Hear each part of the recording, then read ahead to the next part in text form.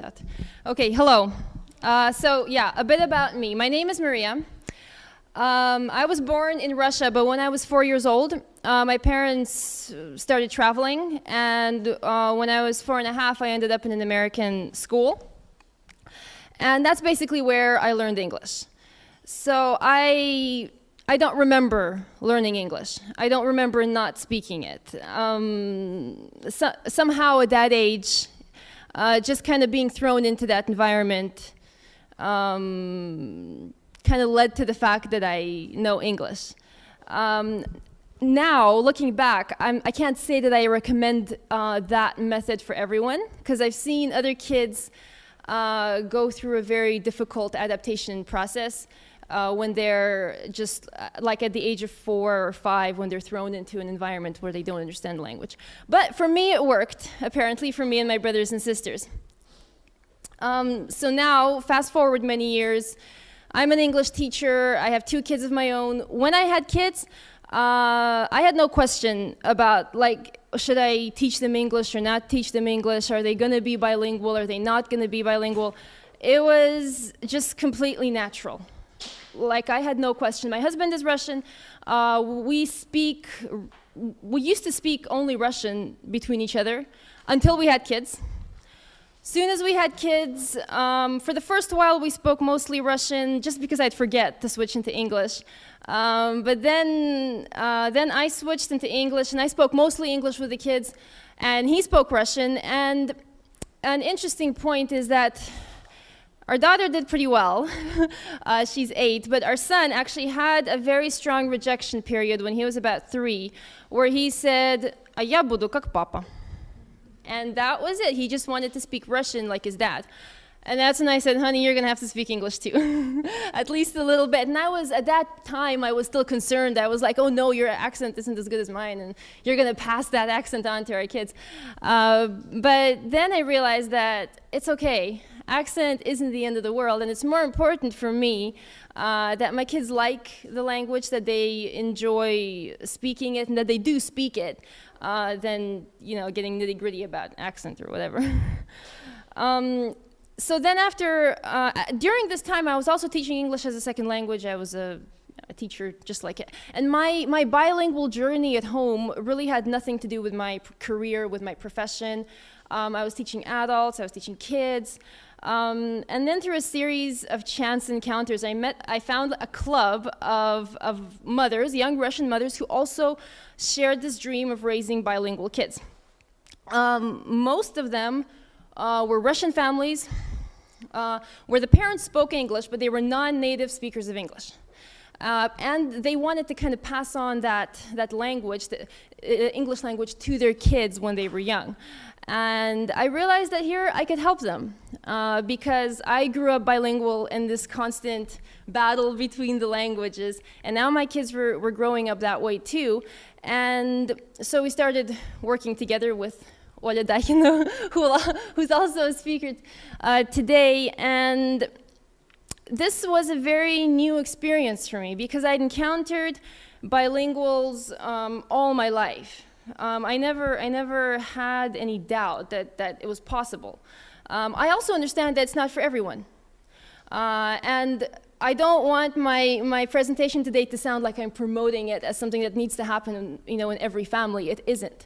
Only you as a parent can decide if it's for you or not, if this is your journey or not. So I'm not here to say, oh, this is for everybody do it. I'm just here to encourage those who want to go on this journey and kind of maybe share some experience of how it can work. So, back to my story. This experience was a very new experience for me because these were non-native speakers of the language, where not a single parent, neither of the parents was a native speaker of English. And what happened a lot of the time is that the kids lacked an English-speaking environment outside the home. Even if mom was able to motivate herself and force herself to speak only English, or maybe some homes had an English nanny, but the kids only heard the language inside the home. And that is very true. They lacked the motivation. They lacked the motivation to speak it outside the home. As soon as they got to the age of 3 or 4, they kind of went through this rejection period. And this happened in a lot of families, not all families, but it did happen in a lot of families, which is what led me to the project I'm working on now, which is a club for bilingual families, for bilingual kids, whether or not they're native or non-native. It's basically like a kindergarten for kids who already speak English. And over these last 8 months that I've been doing it, I've seen a lot of these kids who were raised bilingual by their non-native speaker parents. And this is kind of what I want to share with you, because there seem to be a lot of questions about this. I don't think anyone these days will argue the fact that bilingualism is possible or that kids can learn it. But a lot of non-native English speakers do kind of hit a wall with this, where it's like, oh, how do I say this in English? How do I say that? And is it even possible? Because a lot of people will tell you that it's impossible, that it's going to ruin your children's speaking skills. So, okay, one thing that I also wanted to start with, because I know there's going to be a lot of discussion later today about bilingualism in kids and can they be bilingual. I do want to start with one, I just want to start with defining the term bilingual. Excuse me. Because I found that many people actually have very different ideas of what bilingual actually means. What is it for you? What does it mean for you when someone is bilingual? 2 native languages, okay. Any other ideas? It's living in a language. Proficiency doesn't really matter actually if your children speak English. However bad it is, they are still bilingual. If one domain is more proficient than another, this is still bilingual. They don't have to be native, like C2 proficient to be bilingual. I'm sorry, guys. That doesn't exist. Yes? For me, I think of it as basically pretty much everyone in this room who speaks another language to a really competent level. And I often have this conversation with Russian teachers where I say to them, as a bilingual teacher, and they always go, no, I'm not. It's like, how much better do you think you have to be before you can call yourself bilingual? So I think the idea of having to grow up with it gets in the way of actually just speaking 2 languages really, really, really well. Exactly. So there is that difference, and it actually, I got these 2 definitions from 2 different dictionaries. Webster's dictionary, just the ability to speak 2 languages. Actually, interesting cultural note, most Americans will say that bilingual is just everyone in this room is bilingual. You can speak 2 languages to a certain level of proficiency. Cambridge Dictionary is a bit more strict, right? Able to speak 2 languages equally well. I've actually encountered this among many people from Europe, maybe because it's smaller, and generally people are more strict with their definition of bilingual. At this point, just for clarity's sake, so I don't have to say kids who speak English really well. When I say bilingual, they don't have to be exactly proficient, have the same level of proficiency in both languages. If they are able to speak and understand both languages well, one often is better than the other.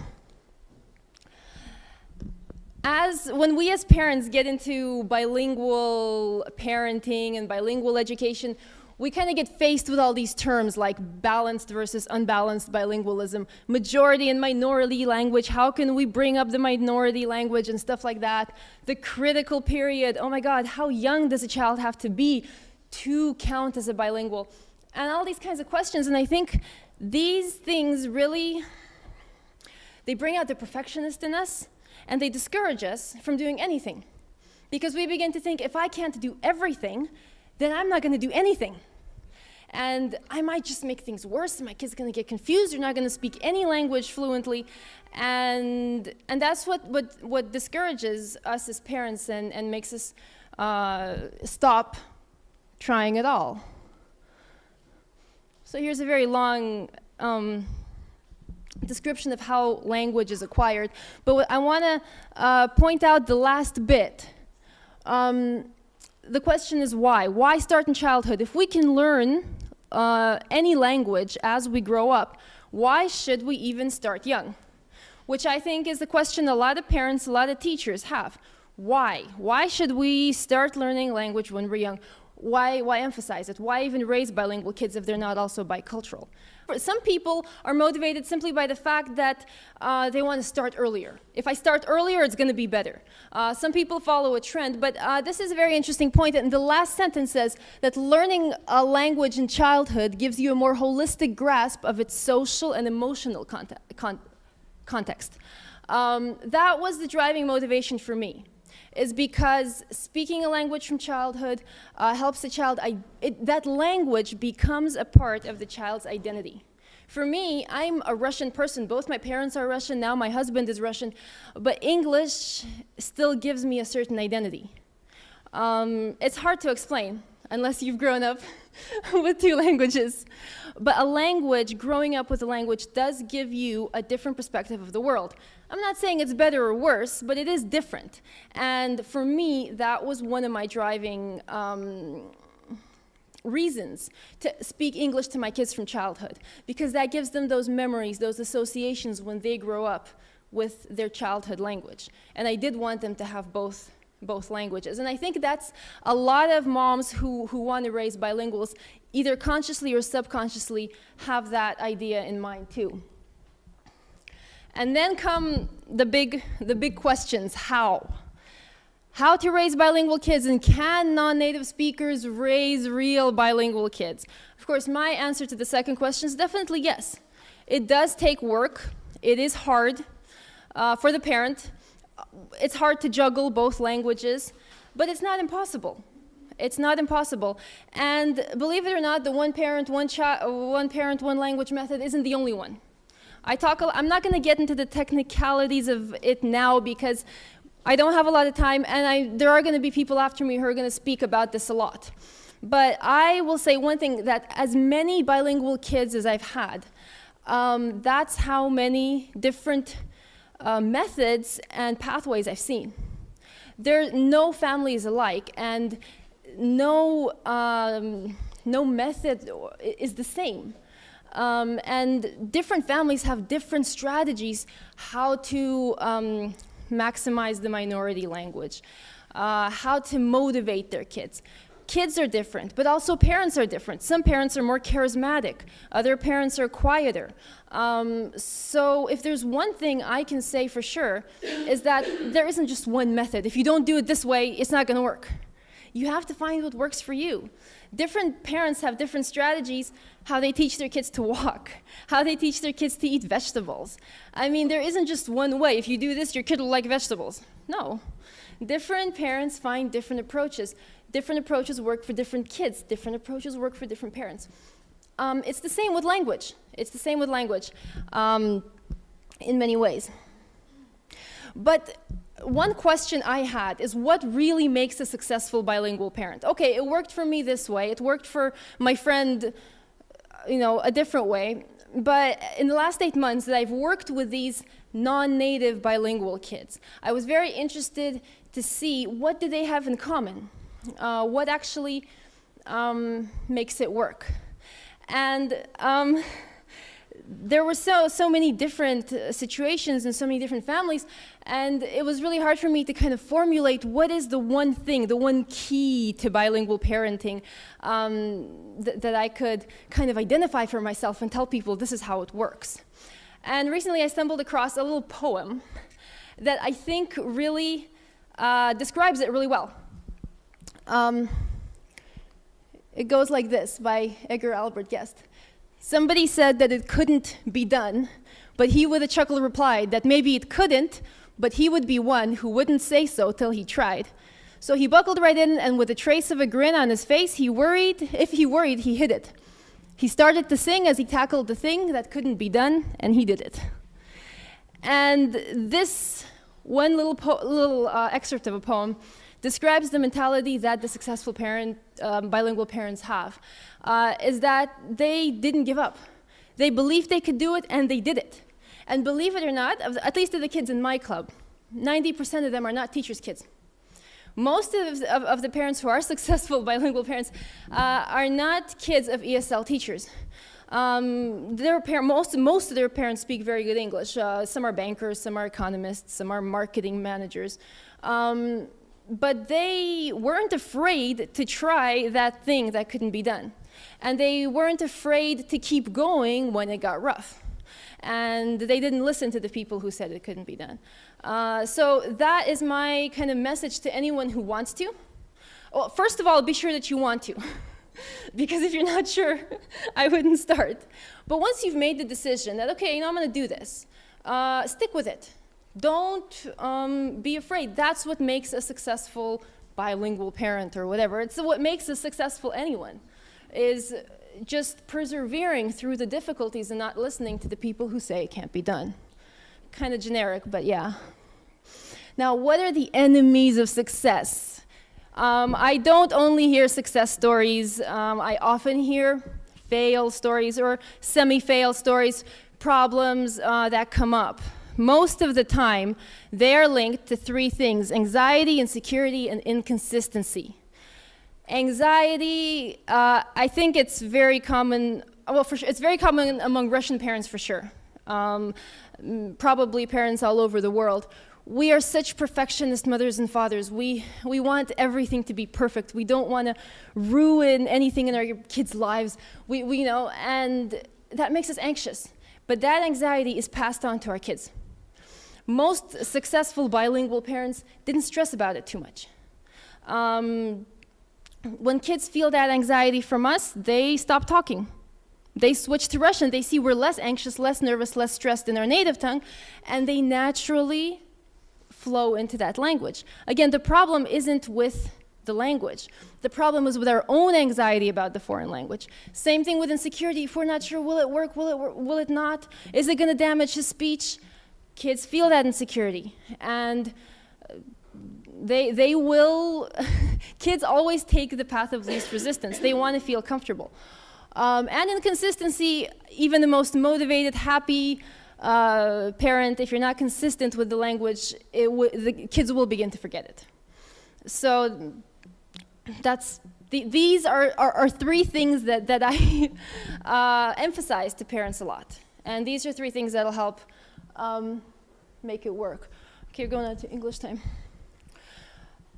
Okay, there's about 7 minutes left. No? A minute and a half left. Yes. Answer period. Okay. Yeah, we can move straight on into the thing I was gonna say is about how to start. If your child is, if you started from birth, it's easy. You just start speaking the language. What about if a child is 4 years old or 3 years old? They already started speaking one language. How do we introduce language? And many people try one parent, one language. For some people it works, but for many it doesn't. Something that I recommend is English time, which is basically a time of the day where we start speaking to the child in English. Well, it doesn't have to any foreign language we're teaching them. And then gradually extending that time until the child is more used to speaking it. Okay, any questions? Thanks a lot.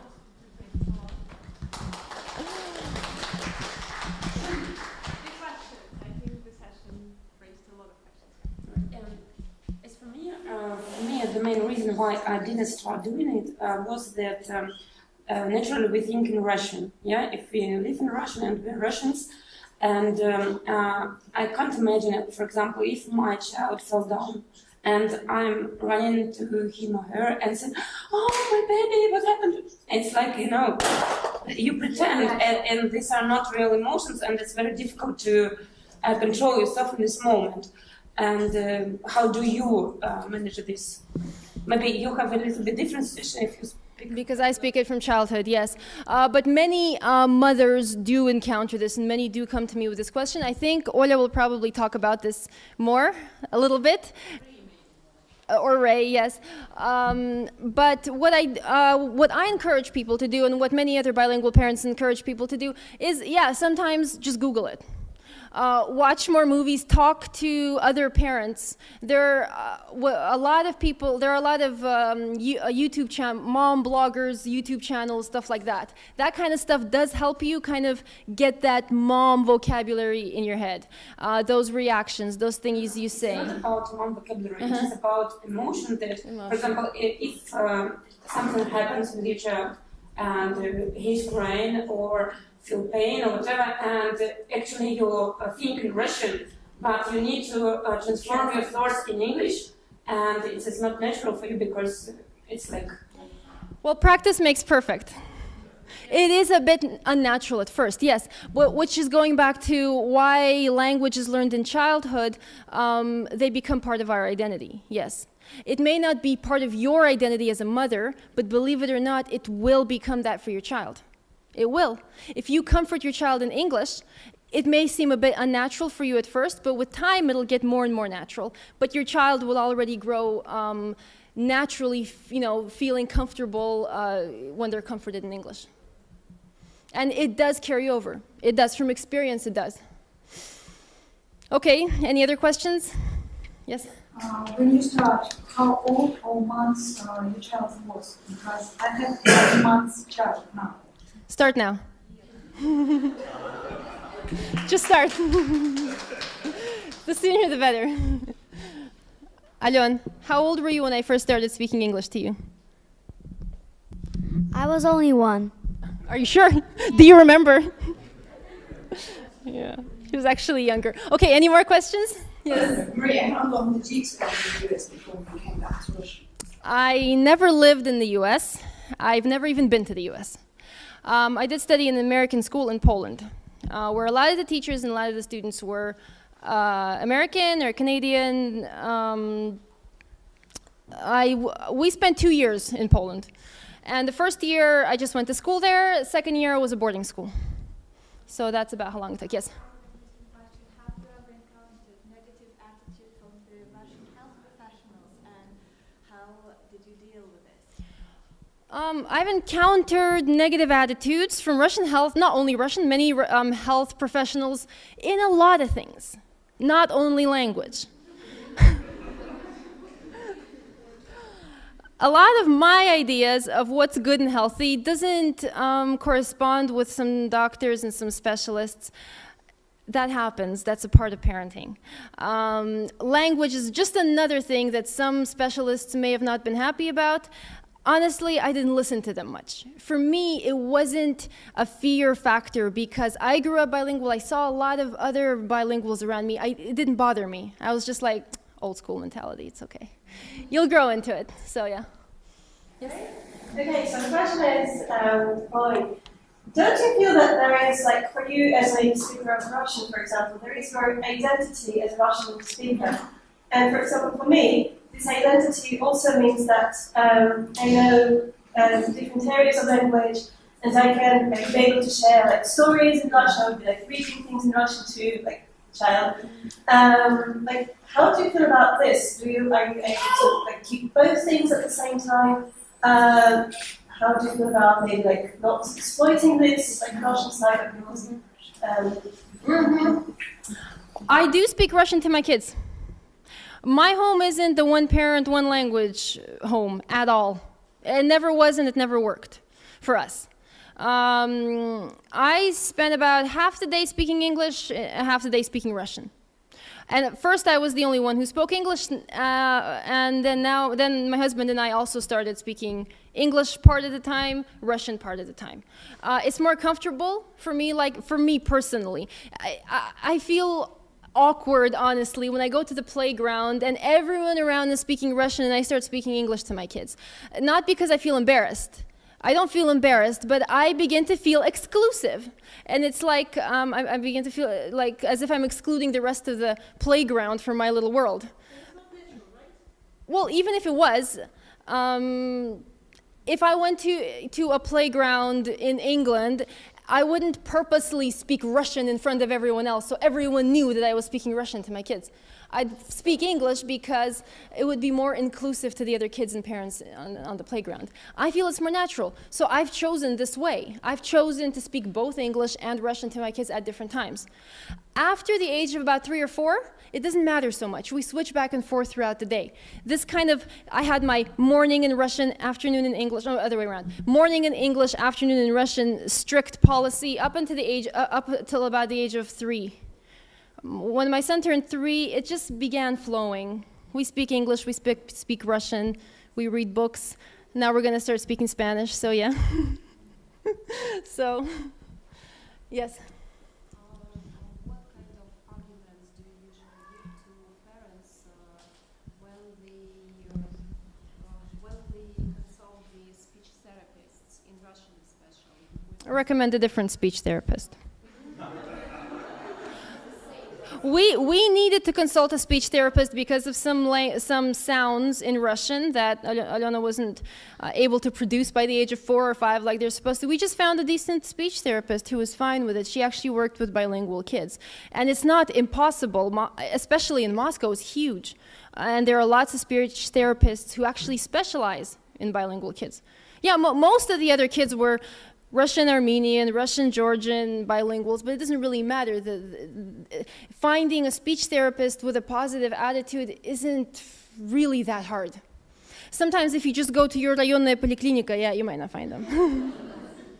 But I mean, okay, spend a little more money and find one that works. Okay, are we out of time? I have some questions. There are no questions, but I was just saying, no, if you don't mind. So do I understand rightly that if you want to raise a bilingual kid, at least one of the parents should speak the language they want their child to speak? You mean, can you teach your kid a language you don't know? Yeah, well, I'm just modeling a situation. Mm-hmm. And imagine that I'm an English teacher in China, and I work in the kindergarten. And there come parents, and they say, okay, here's our eyesight, and we want you to be bilingual. And they say it in pure Russian, pure Russian. Should I ask whether they speak any English at all? I always do. I know there have been, I wanted to cover this, there have been a lot of these programs, Teach Your Baby English at Home. And what they basically do is they send out like 15-minute little mini lesson plans for mom to do at home, and they kind of advertise it saying even if you don't speak English you can still teach your child English, blah blah blah blah blah. At first I was very critical of this. I was like, what are you talking about, guys? You're crazy. Like I can imagine myself, okay, I don't speak Spanish, I'm going to try and teach it to my kids. Okay, let's take this audio and try to learn it together. I was like, forget it, it's not going to work. And yeah, basically I said no. Until some kids came to my club who went through these programs. Their parents, they did speak English B1, B2 level maximum. Wow, B1, B2. I'm talking about A1, A2. But many of them started, when they just had their baby, they were beginners, A1. And they went through this journey together. They followed the little scripts and also did some took classes. And their English actually improved together with their kids' English. I was shocked. I didn't think this would work. But I think we really need more research and more study into this. But I have kids in my club who speak pretty good English. The kids speak better than their parents. Okay, thank you a lot. Unfortunately, we are still out of time. Thanks a lot.